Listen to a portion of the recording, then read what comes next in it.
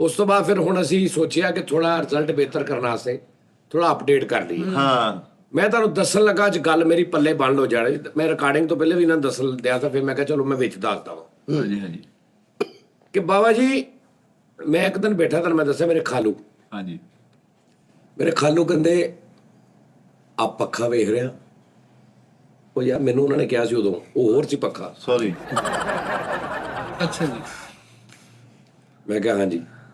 ਕਹਿੰਦੇ ਇਹਨੂੰ 22 ਸਾਲ ਹੋ ਗਏ ਲੱਗੇ ਓਏ ਪੱਕੇ ਨੂੰ ਪੱਕੇ ਹਾਂਜੀ ਤੇ ਇੰਜ ਹੀ ਚੱਲਣ ਦਿਆ। ਐਸਾ ਚੱਲਦੇ ਹੀ ਚੱਲਦੇ ਨਹੀਂ ਜਦੋਂ ਚਲਾਉਣਾ ਉਦੋਂ ਚੱਲ ਜਾਣਾ, ਜਦੋਂ ਮੈਂ ਬੰਦ ਕਿਹਾ- ਕਰਨਾ ਤਾਂ ਬੰਦ ਕਰ ਦੇਣਾ। ਇਹ ਕਹਿੰਦੇ ਖਰਾਬ ਕਿਉਂ ਨਹੀਂ ਹੋਇਆ, ਸੜਿਆ ਕਿਉਂ ਨਹੀਂ, ਕਿੰਨੇ ਮਕਾਨ ਬਦਲੇ, ਕਿੰਨਾ ਕੁਛ ਕੀਤਾ। ਇਹ ਇੰਜ ਹੀ ਚੱਲਣ ਦਿਆ ਕਿਉਂਕਿ ਇਹਦੇ 'ਚ ਇੱਕ ਪੈਸਾ ਵੀ 2 ਨੰਬਰ ਧੋਖਾ ਝੂਠ ਬੋਲ ਕੇ ਕਮਾਇਆ ਹਰਾਮ ਦਾ ਨਹੀਂਗਾ। ਠੀਕ ਹੈ ਸਰ ਜੀ ਕੀ ਬਾਤ ਹੈ। ਅੱਛਾ ਐਡੀ ਵੱਡੀ ਗੱਲ ਨਹੀਂ ਮਸ਼ੀਨਰੀ ਆ ਹਲਾਲ ਦੇ ਪੈਸਿਆਂ ਦੀ ਵੀ ਖਰਾਬ ਹੋ ਸਕਦੀ।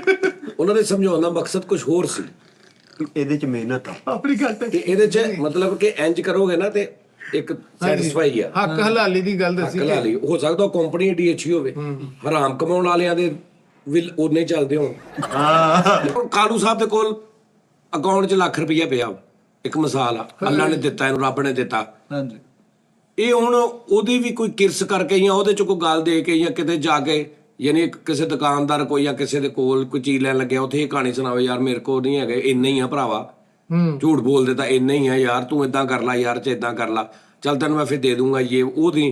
ਉਹ ਰੱਬ ਨੂੰ ਆਪਣੇ ਮਤਲਬ ਨਾ ਉਹਦੇ ਗੁੱਸੇ ਨੂੰ ਦਾਅਵਾ ਦੇਣ ਵਾਲੀ ਗੱਲ ਆ ਕਿ ਜਦੋਂ ਮੈਂ ਜੋ ਤੈਨੂੰ ਦਿੱਤਾ ਵਾ ਬੇਸ਼ੱਕ ਤੂੰ ਇਦਾਂ ਕਿਉਂ ਕਰਨੇ ਆ, ਮੈਂ ਤੈਨੂੰ ਦਿੱਤਾ। ਫਿਰ ਇਦਾਂ ਦੇ ਜਿਹੜੇ ਬੰਦੇ ਹੁੰਦੇ ਨੇ ਜਿਹੜੇ ਇਦਾਂ ਦਾ ਹਿਸਾਬ ਕਿਤਾਬ ਕਰਦੇ ਆ ਉਹਨਾਂ ਦਾ ਫਿਰ ਭਾਵੇਂ ਨਾ ਅੱਗੋਂ ਮੈਨੂੰ ਕਹਿੰਦੇ ਸੀ ਉਹਨਾਂ ਦਾ ਆਇਆ ਨਹੀਂ ਅਤਲ ਤੱਕ ਉਹਨਾਂ ਦਾ ਅੱਗੋਂ ਨਾ ਫਿਰ ਸਾਡੇ ਲੱਤ ਨਹੀਂ ਉਹਨਾਂ ਦਾ ਫਿਰ ਰੱਬ ਵੀ ਕਹਿੰਦਾ ਚੱਲ ਠੀਕ ਆ ਫਿਰ ਲੱਗਾ ਰਹਿ। ਆਹੋ ਆ ਲੈ ਫੜ ਚੱਲ ਉਧਰ ਇੱਧਰ ਤੂੰ ਏਦਾਂ ਕੀਤਾ ਨਾ, ਝੂਠ ਬੋਲਿਆ 1000 ਦੀ ਖਾਤਰ, ਚੱਲ 19000 ਲੈਬਾਰਟਰੀਆਂ ਦੇ ਕੇ ਆ।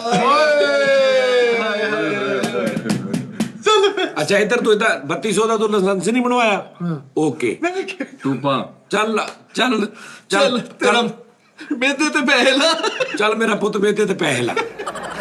ਨਹੀਂ ਤੇ ਜਿਹੜਾ ਇੱਕ ਬੰਦਾ ਤੁਹਾਨੂੰ ਲੈ ਕੇ ਜਾਂਦਾ ਕਿ ਤੈਨੂੰ ਬੋਤਲ ਪਿਆ ਲੈਂਦਾ, ਹਰ ਬੰਦਾ ਦੱਸਦਾ ਮੈਂ ਮਿੱਠੇ ਬੋਤਲ ਪ੍ਰਾਈਸ 100 ਦੀ, ਉਹਦਾ ਕੀ ਹੱਲ ਆ? ਉਹ ਹਰਾਮ ਤੇ ਜ਼ੁਮਰੇ ਚ ਨਹੀਂ ਆਉਂਦੀ। ਸਾਜਿਬ ਨਹੀਂ ਉਹ ਕਨਫਰਮ ਨਹੀਂ ਬੋਤਲ ਬੋਤਲ ਬੋਤਲ ਪਲਾਉਣ ਵਾਲਾ ਨਹੀਂ ਮਾਲ ਹਾਂਜੀ ਹਾਂਜੀ ਮਾਂ